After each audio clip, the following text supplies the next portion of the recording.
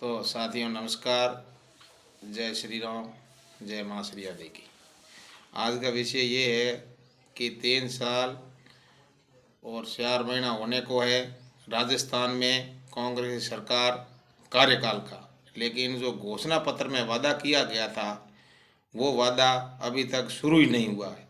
जैसे किसानों का संपूर्ण कर्जा माफ़ करने को कहा गया कि मैं 10 दिनों में कर्जा माफ़ करूंगा, लेकिन 1 रुपये का कर्जा माफ़ नहीं हुआ। बेरोजगार युवाओं को हम बता देंगे, वो 1 रुपया बेरोजगार युवा को नहीं मिला।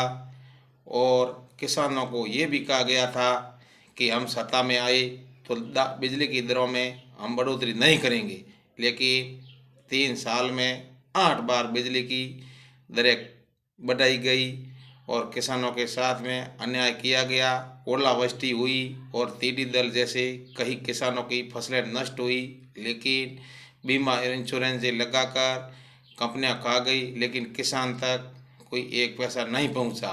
इनसे बड़ा दुर्भाग्य क्या हो सकता है किसानों के लिए। लेकिन रही सही बात एक ये हो गई कि जो पेपर लीक मामला, जो बच्चों ने 3 साल में अपनी कड़ी मेहनत से तैयारी करी, लेकिन जो राजस्थान की सरकार सोची समझी एक साजिश बनाई कि धन इकट्ठा कैसे किया जाए। कई ऐसी योजना हैं जो सीधे किसानों से और ऐसे ही रोजगार जुड़े हुए हों, जो केंद्र से पैसा उनके खातों में आ रहा है, तो धन इकट्ठा कैसे करें। उसने एक प्लान बनाया कि पेपर को आउट कर दो और बड़े बड़े महंगे महंगे पैसों में बेच दो, जो पैसे वाला है नौकरी चाहिए वो खरीद लेगा। इसी कारण इनका मूल उद्देश्य था। उसी कारण से पैसे वाले लोगों ने वो पेपर खरीद लिया और जिसके पास में पैसा नहीं था उस बेचारे को क्या खरीदे। उनके पास में टूटी फूटी चप्पल ही पहनने को नहीं मिल रही है।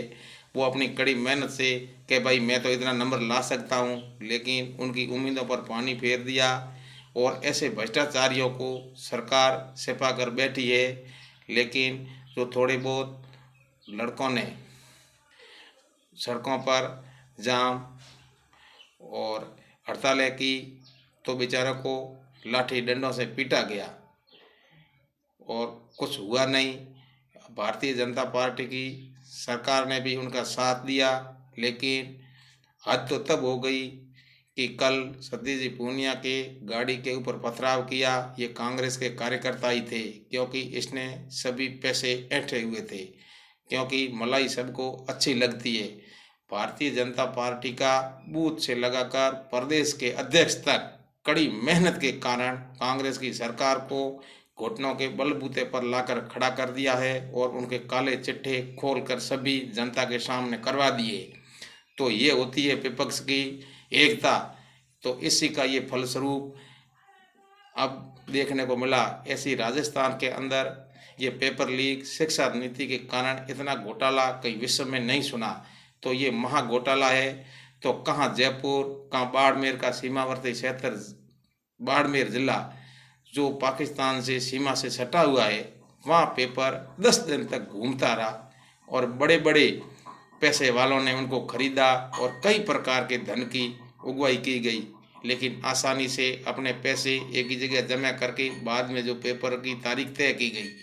तो ऐसी ऐसी बड़ी जो घोटाले राजस्थान की सरकार में हुए हैं, तो जनता आपको घोटाला करने के लिए वोट नहीं दिया, कई बड़ी उम्मीद के कारण दिया, लेकिन वो ऐसा हुआ नहीं।